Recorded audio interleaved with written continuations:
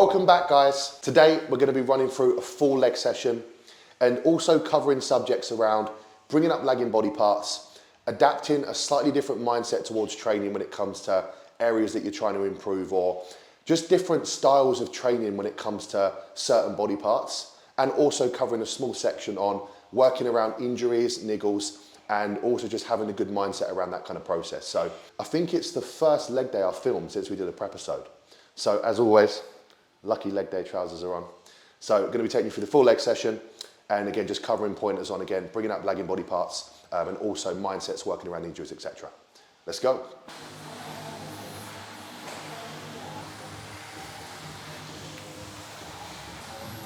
So a good way to start this video, guys, will be to run you through how do you know if you've got lagging body parts. Obviously, aside from any visual discrepancies that you may see within your physique, within your check-in photos, one of the best ways to find out is to go through that full diet process or full prep process, see exactly what you're working with when it comes to a blank canvas, and then that's your frame to then build on. And obviously in that diet process, you're gonna reveal strengths, you're gonna reveal weaknesses, and also across the course of that diet, you're gonna be able to see areas that may need just more density, may need more thickness, and again, that's when you can then structure your training in a way to bring up those body parts. So that's the first and most important thing about identifying weaknesses, is sometimes seeing where your strengths lie physically in the gym. You'll often find that the most developed and the biggest muscle groups visually are the ones that you're strongest at. So that's an easy way to kind of identify weaknesses outside of visual, is obviously within the actual strength of the gym. But sometimes it doesn't always translate. You will find that you'll go through diets, and I've been in this position so many times before, where you'll be relatively strong on the lift, you'll diet down, and that body part doesn't quite reflect the level of strength. A common one for this is squatting or leg presses. You'll see guys lift plates and plates and plates, or hundreds of kilos on the leg press, and the legs don't quite reflect that level of muscle that you would expect could lift that load. And again, sometimes it takes going through that diet process to really see where you lie in terms of body part strengths and weaknesses. Feeling good, feeling good. So a game changer on adductor, guys. When you're in that shortened position and you've got the pads touching, drive through the pads. It's so common that you'll see people just touch and finish the rep just because the pads have touched, rather than actively squeezing your adductors in that shortened position. You'll see here when I do the set, once I get it all the way through, I'm squeezing even harder to really shorten those adductors. So you're imagining that the pads aren't there. You're literally driving to squeeze your legs together as hard as you can. That's gonna add so much more stimulus from each of them reps in each of that set. And a non-meathead reason to do that is I'm also at the point I can't add any more plates. So I've got to find ways to make this as hard as physically possible in the control, in the pauses. So again, just find ways to make movements hard, because again, load's only relative to the muscle that you got. So find ways to make the movements hard, and then that's going to give you so much more runway for progression.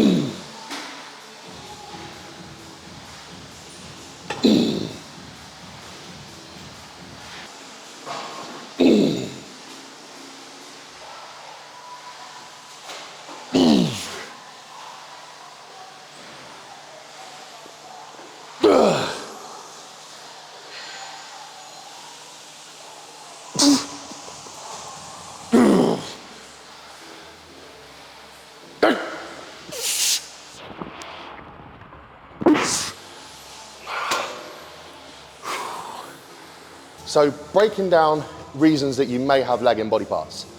Now, a lot of people like to jump to the conclusion of genetics straight away, oh, I can't build this body part because my genetics won't allow me. And I feel like that's a really unproductive way to allow yourself to attack kind of improving that body part. So I always like to break it down into kind of different sections as to why. First one's gonna be the training. Every muscle group requires a different style of training. Not massively, but you'll find that certain body parts are going to respond to heavier weights, certain body parts are going to respond to more volume and lighter weights, and part of your bodybuilding journey is figuring out what muscle groups respond to what, or allowing a coach to assess that and give you different training styles for different body parts which may not be growing as well as others. So first one is going to be actually training execution. Sometimes training intensity, depending on like, you'll find a lot of guys and girls will have preferences to body parts or exercises they enjoy training, and there'll be certain exercises and body parts that they won't enjoy training. And naturally, by breaking that down, you're gonna push harder in things you enjoy. So sometimes intensity is another reason. And third, and is a factor to some degree, it's gonna be the way that you lay out your training. If you're not hitting certain muscle groups frequently enough, they're just not gonna come up at the rate that others will. So as an example, laterals, or let's say calves for instance, they need to be hit at a really high frequency. So if you're only hitting them muscle groups once, twice a week, it may not be enough. So they're kind of like the three pillars to the reasons that I personally see lagging body parts either in myself or in clients is gonna be down to those three reasons. Yep, let's go.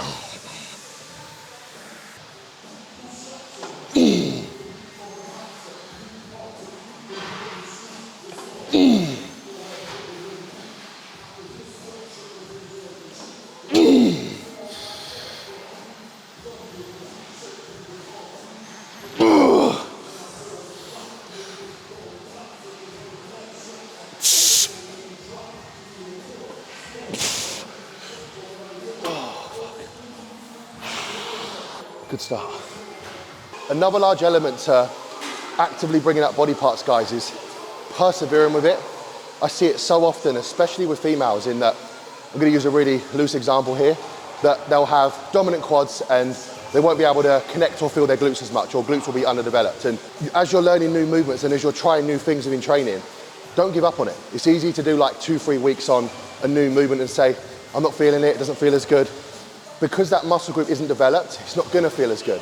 It's gonna take time, it's gonna take months, potentially even years to really build a solid connection with that certain movement. So bringing up body parts is about perseverance, sticking with certain exercises and allowing yourself to find a groove within that movement to really get strong within it. So persevere with it and realize that it does take time, but that's also part of the bodybuilding process, is refinement, getting better at things over time.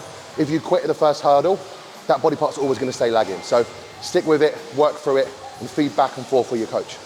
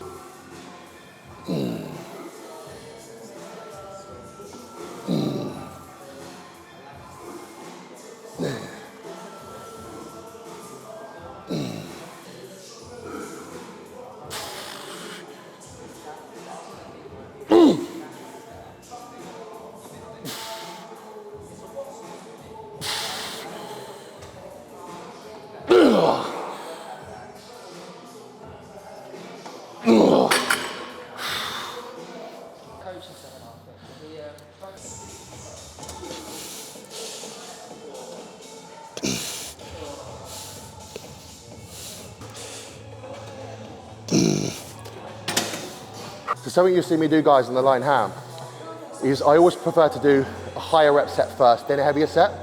For me, again, it's a preference thing. And I'll get a lot of clients to do this based on muscle groups that they won't technically feel. As the more reps you do, the more blood you're gonna draw to that area, the more you're gonna be able to mentally connect with it. So instead of doing a heavier set on an exercise you don't feel, and that load potentially shifting elsewhere, doing a lighter set first, establishing that position where you wanna be feeling it from start to finish, then going heavier afterwards, always the best way to nail it.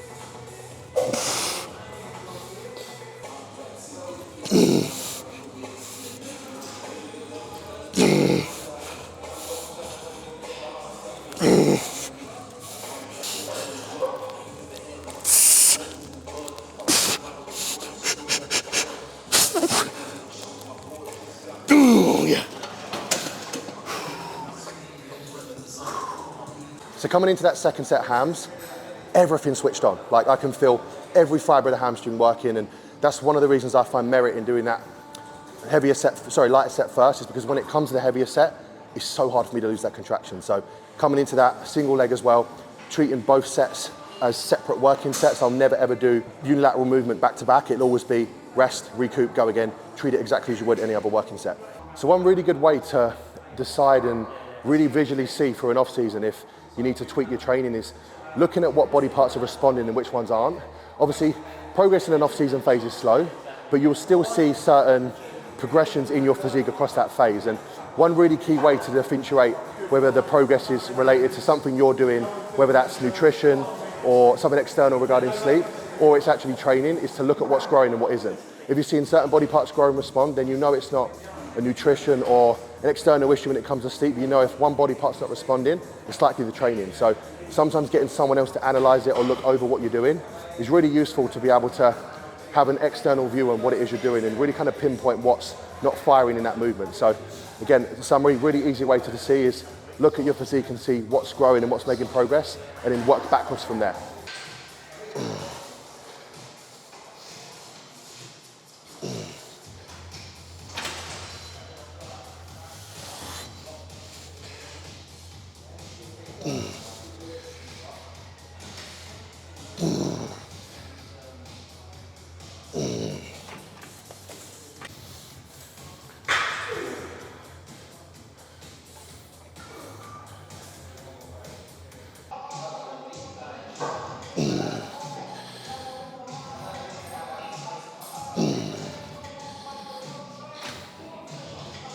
So quite a common mistake I see on leg extensions is getting externally rotated as you do the reps. Not only is it going to fire a lot of VMO, you're not really going to get much faster lat. So one cue you'll see me doing here is I put pressure on the inside of my thighs to make sure I'm internally rotated before I do the rep. That way everything stays parallel. Again, a leg extension is a movement where you need less load than you think. You do not need much to get it right. So make sure you're internally rotated, everything's running parallel. You will feel the whole of your quads firing.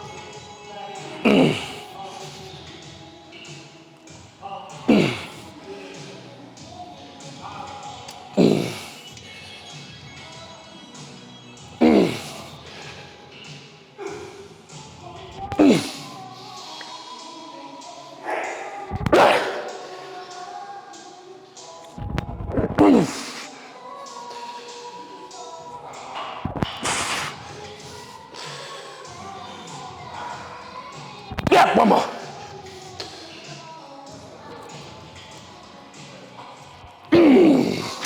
Yes.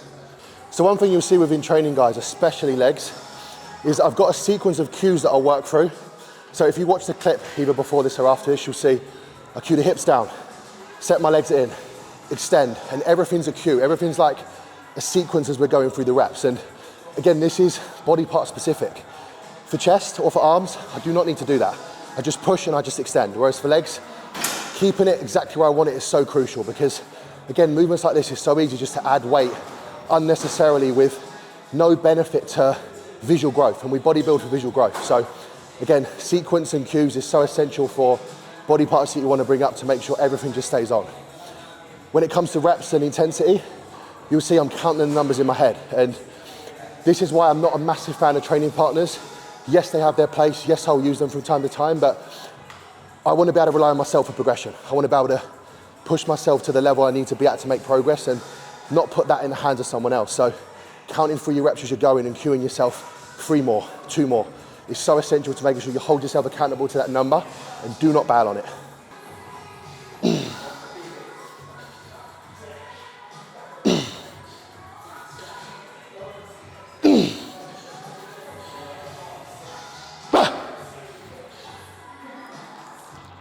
Two.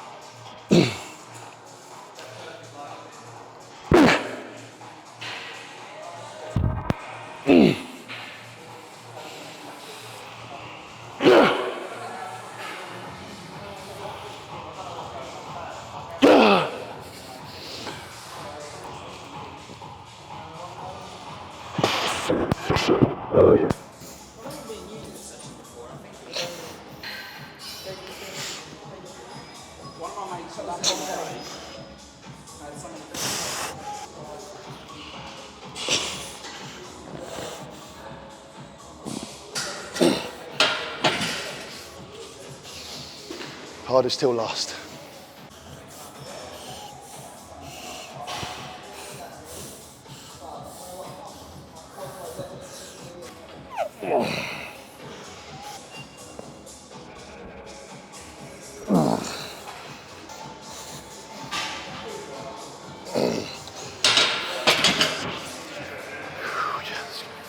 So accuracy on movements like this is so key, especially where you've got a big drop off. It's so easy to just drop into the hole with this one, where again, we're thinking about just keeping the tension completely on the quads, slow eccentrics. And I always like to relate things to different training methods that I've used previously. And one thing I always try and explain to clients with this one is when you're at the bottom, think about creating a real deep stretch in the quads, almost as if you was doing like a DC stretch, where you'd have your quad fully here, just trying to really stretch every fiber, especially where it's lighter at the bottom. Maximize that stretch, drive up. You'll also see on this one, I don't fully lock the knees. I keep some tension on the quads. That way I'm not having to reset every single rep. It's just sticking on from the minute I descend to the minute I power up on the concentric.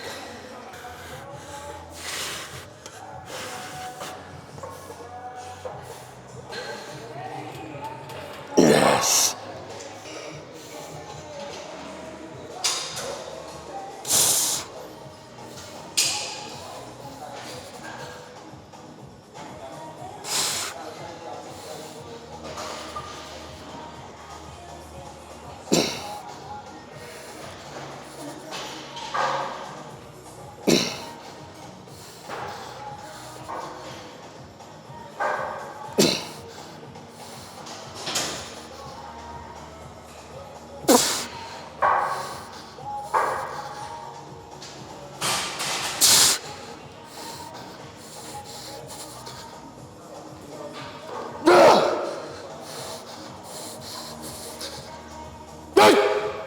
Yes!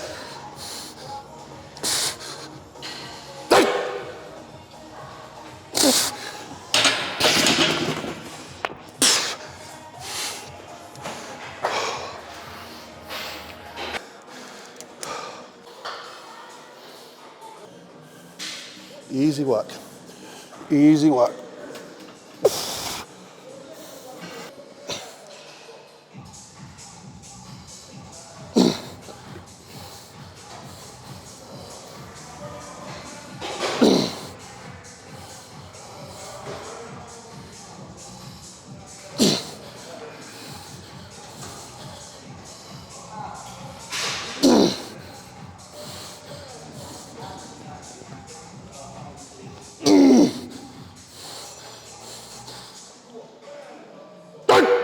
Yes!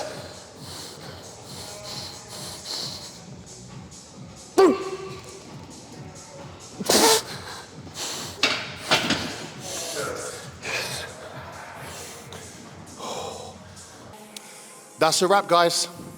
Thanks for watching the leg day today.